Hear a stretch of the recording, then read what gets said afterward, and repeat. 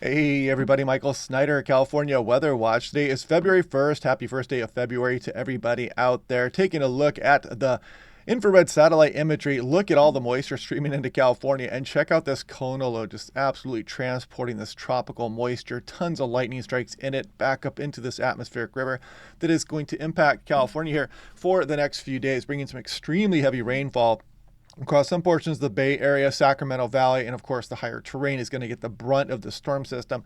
What we're looking for here is this energy as it kicks towards the west coast. Is it going to bring a system down through Southern California? That's the big question. The models have kind of been in some disagreement on that. So we'll take a look at the latest on that here as we go through the video today. We'll take a look at some of these precipitation totals that, as you can imagine, are already pretty wild, and that's just going to continue to increase here as you got this atmospheric river all the way from the tropics just racing back into the state of California. And if you want a nice affordable home weather station to record all this crazy weather we get here across much of the west coast of North America, click on that link down below to save 10% off. Great smartphone app, easy to set up, very fun stuff, lightning detection system with it as well. And of course, the issue here again is that we've got some pretty moderate, severe, and extreme drought across southern portions of California, and most of that precipitation is coming from Northern California. So we really need that frontal system to get down south towards Southern California, even if just for a bit of rainfall. Now, the storm timeline here at Sacramento National Weather Service doing a great job as always. You can see some moderate impacts as we go through this weekend. Then Monday, Tuesday, Wednesday, a colder system as the frontal system starts to kick down the state a bit here, and the snow levels are going to lower to 4,000 to 5,000 feet by Tuesday night. And here are some of the snow levels here as we go through this weekend coming up here, and you can see again 5,000 feet rise, and that was through Friday night. Now things are back down, coming back down a little bit here, and then 4,000 to 5,000 feet in the mountains of Shasta County, and this goes on in through February 2nd. Minor and moderate impacts there. Looking also, we got the flood watch here out for a lot of the Bay Area, Sacramento Valley, foothills, and whatnot. This goes through 10 p.m. Sunday. It's probably going to get continued on after that as well. I'll click on that one here also, and you can kind of see some of these totals as we go through the first week of February. Remember, it's kind of important to clean your gutters and drains the leaves out there if something you want to try to do to try to help out with this. But yeah, in longer commute times and whatnot. Turn around, don't drown, don't drive across some of those flooded roadways. Watch out for some of those debris flows. Now, Los Angeles, they're waiting and seeing here. You can kind of see that they are understanding the uncertainty in some of the models here as we go through the next few days. Will this frontal system get down south to Los Angeles, Orange County, and Ventura and Santa Barbara County? That seems to be the question coming up. We'll take a look at the latest on that. San Diego also not mentioning it. But Hanford, a little bit further to the north and east, is talking about the system time scale coming up here. And you can see some bigger amounts across the Sierra Nevada, but how much is that is going to get a bit further south? We'll have to see. But as we go 10 p.m. Monday to 10 p.m. Wednesday, you see places like Bakersfield and potentially Southern California are going to get into some of this precipitation, hopefully anyway. Now, what is going on here at 18,000 feet upper levels of the atmosphere? Well, we got this polar lobe that's kind of dropping down here. Then you got this cone low and this subtropical and tropical moisture streaming back into California. And like gears in a machine, this just steers this very potent atmospheric river back into the state of California as this just kind of hangs up here over the Pacific Northwest, then ejects back across the area. And again, what we've been wondering is that the frontal system, as this kicks through, is that going to drop down towards Southern California? So couple other things. Precipitable water anomaly is this percentage of normal. Again, you can see the tropical tap all the way beyond the Hawaiian Islands. There's the cone low that really hammered the Hawaiian Islands for the last few days. A lot of lightning strikes in there. Deep, rich plume of tropical moisture stretching into the state of California. And as we scroll through here, I mean, look at how long this hangs up over California. The cone low just continues to spin there. There's this polar vortex, tropospheric polar vortex over the Pacific Northwest and out over the coastal waters. It helps to continue to push that moisture into California. Then there goes the energy from the cone low. How far south will that get? Will it bring some precipitation down towards Southern California? That is the big question. And what happens after that, we'll kind of worry about that as we get a little bit closer. But we may continue some of the southwest flow as we go on in towards the end of next week. And if we look at 10,000 feet, kind of an interesting look. You can kind of see the warm nature here, or relatively warm there for the cone low, versus this tropospheric polar vortex here up across western Canada. And then again, you can see the big clash of air masses here in the atmospheric river riding into California. Hopefully that kicks that frontal system far enough south. This is the dynamic tropopause. And another way to look at this, again, the very cold air, and you can see the rich, warm, moist plume of subtropical air, and you can see the battle, good versus evil. usual. Warm versus cold, cats versus dogs, and it's battling out right across the state of California for the next few days on into the mid portion and end portion of next week. Now, looking at the European model, this is 6-hour precipitation type. Again, there's the cone of load there. You can see this cold air dropping down across Pacific Northwest. Atmospheric river. Seems like it's never ending here as we go through Monday. We're now into Tuesday morning. Still continuing for some of the Bay Area, Sacramento Valley. Heavy snowfall at times as this one kicks through as we go through Tuesday and Wednesday. And then it does show some precipitation for Southern California. It's kind of backed off on the totals there a little bit. But then again, we do have the potential for some additional systems after that.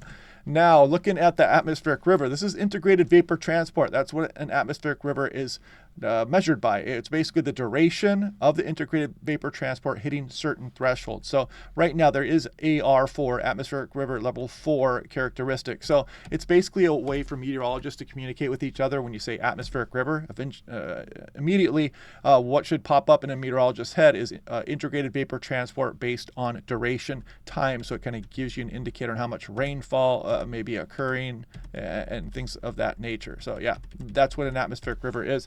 It is a legit meteorological term. And there is the AR4 strong right towards the Bay Area there. And this is the European model. Now, the GFS, something similar here as well. As you can see, a good model agreement on the atmospheric river. What's not in great agreement is you see the GFS has lesser amounts getting towards Southern California, but it also has another pretty strong system rolling up towards the Central Coast, Bay Area, Northwest California as we go towards the end of the week. So we'll see how the models trend on that in the upcoming days. Something interesting here is 80-meter wind speed. You'll see the winds really kick up across the Sierra Nevada out of the west and the southwest. You can see the atmospheric boundary kind of hung up. Look at the northerlies on the north side of that and the southwesterlies here, and that's where the atmospheric river core is. And if I just scroll through the 60 hours, look at this boundary just kind of bounce back and forth just north of the Bay Area. Some heavy rainfall. This is just over a 60-hour period. You can also see the strong winds across the higher terrain of the Sierra Nevada and a little bit blustery there down across some of, maybe Tehachapi and some of the transverse range as well. So yeah, there's the 60-hour loop on that.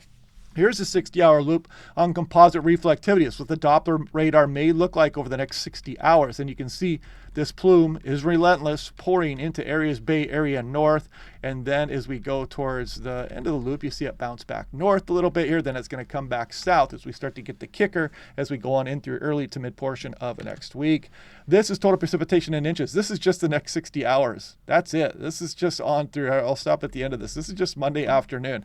And there's probably overdoing some of this, but if you look at that, the pink, some of these values are pegged on the scale, over 20 inches for some areas, coastal range, foothills of the Sierra Nevada. And then this next system is probably going to be bringing more precipitation after the 60-hour mark for a lot of the Sacramento Valley also. Now, total snow 10-to-1 ratio. You can see we got big stuff coming here as we go towards the end of the week for the Sierra Nevada, Cascades, Klamath Range. Some of the Siskiyous here are going to get big time snowfall. This goes out towards Thursday night. The GFS hot off the presses. I'll just let this scroll all the way through and you can kind of see these big totals. Easily peg the scale there. They could probably fix this. The 48 inches is probably not enough when you're scrolling out in some of these extended runs and showing some pretty hefty totals there across the Sierra Nevadas especially. The European total precipitation, this is last night's one, and this goes out 60 hours right there. So you can see the difference between the high resolution model and the European. Still big time amounts there, but again, it's not going to really capture some of the highest amounts. You see about 10 inches in some of the highest amounts there. But if we scroll out towards the 144-hour period, you can clearly see that there are some huge rainfall amounts coming in here. And it does show some of that getting towards Southern California. That would likely be as we go on in through the day Tuesday just after noon, and then through Tuesday night into Wednesday morning, the best chances for some rainfall down into Southern California. It's not a lot. It backed up on some of that, but still some decent totals trying to get down towards Los Angeles County.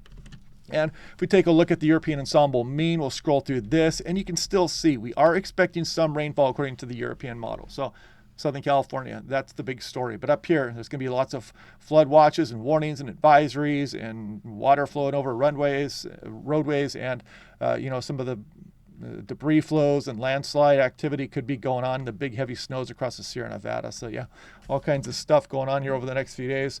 The GFS, something similar here as well. We'll just kind of scroll through it. And you can see lesser amounts for Southern California. But again, the big amounts for the Bay Area north and some of Northern California are virtual lock at this point.